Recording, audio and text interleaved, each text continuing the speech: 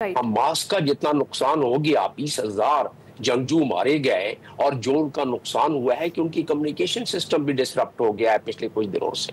तो उस लिहाज से अगर देखा जाए तो या तो हम ये मान ले कि जितने बचे खुचे रह गए हैं फलस्तीनी, उनको भी लुकमाए अजल बना दिया जाए, शहीद कर दिया जाए, या फिर हम अभी उनको सांस लेने के लिए इस किस्म का, देखिए मारूजाती हालात में फैसले करने पड़ते हैं। आइडियली अगर आप मुझसे पूछे तो बिल्कुल नहीं, क्योंकि यूनाइटेड नेशंस के सिक्योरिटी काउंसिल के रेजोल्यूशंस की बहुत सारी बातें खिलाफ हुई हैं। आपका पहला वाला सवाल उसमें ये कि क्या ये लाइन ड्रा हो जाएगी, ये लाइन तो ड्रा हुई है।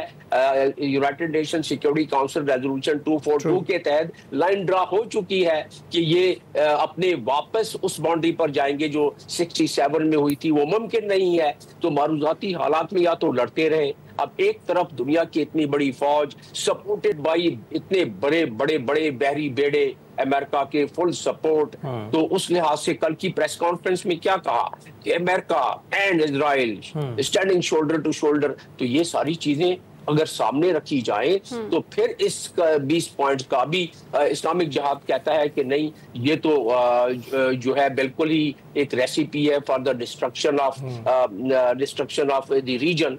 ठीक है, अगर इसको आइडियली देखा जाए तो चले, इसको किसी हद तक इसमें वजन है, लेकिन मारूजाती हालात के साथ देखा जाए तो या तो फना कर दें सारों को, या कोई ना कोई सिलसिला ऐसा करें कि सारों के लिए कोई एक्सेप्टेबल हो, ये लड़ाई झगड़ा खत्म हो। और उस लिहाज से क्रिटिसिज्म तो इसमें बड़ी हो सकती है। आप कहें तो मैं आपको सिक्योरिटी काउंसिल के रेजोल्यूशंस के हवाले देके क्रिटिसाइज कर सकता हूं, लेकिन मारूजाती हालात को देखना पड़ेगा।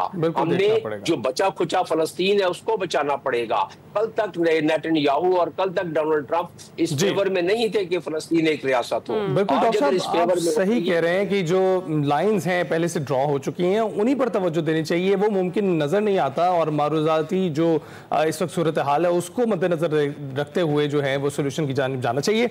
जनरल साहब, आप बताइएगा कि इस वक्त जो 72 घंटे दिए गए हैं, जो 20 नकाती मंसूबा पेश किया गया है, इस पर अमल दरामद कैसे शुरू होगा, कब से शुरू होगा?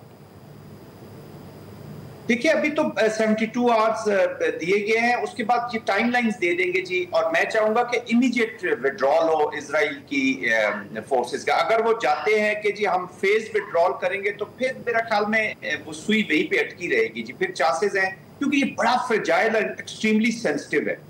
दूसरा, मैं अभी जो जमील साहब बात करते हैं उसको एक बस उस पर पॉइंट ऐड करना चाहता हूँ। बिल्कुल परफेक्ट उन्होंने कहा कि जी जो ग्राउंड रियलिटीज हैं, बी रियलिस्टिक, आप उसको देखें, बिल्कुल सही फरमा रहे हैं।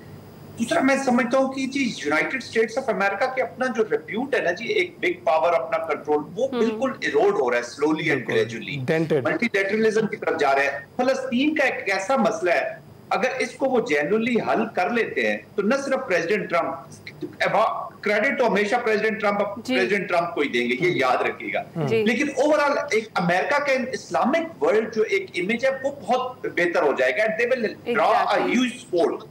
ये मैं आपको दो ही मसाइल हैं जी पर मुसलमानों को मेनली, एक पैलेस्टाइन है और दूसरा ये जो न्यूक्लियर फ्लैश पॉइंट है, दैट इज कश्मीर। और आई एम श्योर कि जब फलस्तीन का मसला हल होता है तो फिर थोड़ा सा यहाँ पे भी प्रेशर्स बढ़ सकते हैं, और America can regain the lost territories. ये याद रखिएगा, ये उनके लिए भी एक बहुत बड़ा टेस्ट है। अभी हमने जब बात की है कि इम्प्लीमेंटेशन कैसे होगी, प्लान की इम्प्लीमेंटेशन, ऑफ कोर्स एक पूरा रोड मैप दिया जाएगा, एंड स्लोली एंड ग्रेजुअली जो भी फोर्स कमांड वहां पे एस्टेब्लिश होती है, मिलिट्री फोर्स, उसका वहां पे होगी, फिर उसके बाद उसकी डिप्लॉयमेंट होगी विद सम मैंडेट। अब ये देखना होगा कि ये मैंडेट को थ्रू यूएन उनको देना चाहते हैं या थ्रू ये जो मैकेनिज्म बन रहा है इसी के अंदर थोड़ी सी तफसीलात आएंगी तो फिर ही पता चलेगा। अच्छा डॉक्टर साहब, वक्त हमारे पास थोड़ा कम है। अभी तो वैसे हमास के जो रहनुमा है महमूद मुरादवी, वो ये बता रहे हैं कि अभी तक उन्हें ये तहरीरी मुआहदा भी मौसूल नहीं हुआ, तो 72 घंटे तो उसके बाद ही फिर कंफर्म कर दिया है जी। ठीक है, बिल्कुल ठीक है, thank you so much for the correction. अच्छा, और अगर डॉक्टर साहब ये हमास इस पर नहीं मानता, इस मुआहदे पर नहीं मानता, क्या कॉन्सिक्वेंसेस होंगे, और हमास के पास इसके अलावा कोई ऑप्शंस मौजूद हैं?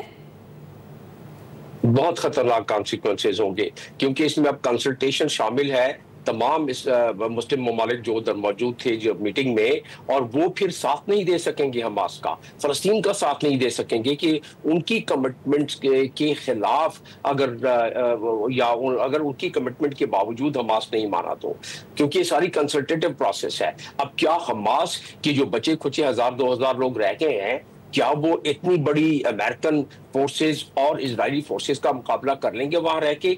तो ये अक्ल फहम से बाहर है। तो इसलिए अपने पूरे खित्ते को गंवाने से और तमाम लोगों को गंवाने से बेहतर ये है कि 1 स्टेप फॉरवर्ड 2 स्टेप बैकवर्ड करके हिकमत अमली जंग में, ज्यादातर जनरल साहब सही बताएंगे कि जंग में ये हिकमत अमली होती है। एक विड्रॉल जो है वो भी एक जंग को जीतने का तरीका होता है ताकि आप मनोवरिंग कर सकें। तो उस लिहाज से डिप्लोमेटिक अरेना में भी ऐसे ही है कि अगर हमने कुछ कॉम्प्रोमाइज इन तमाम ममालिक के सरबराहान ने जिक्र नहीं किया सिक्योरिटी काउंसिल रेजोल्यूशन का 242 का, जो हमेशा पहले करते आए हैं,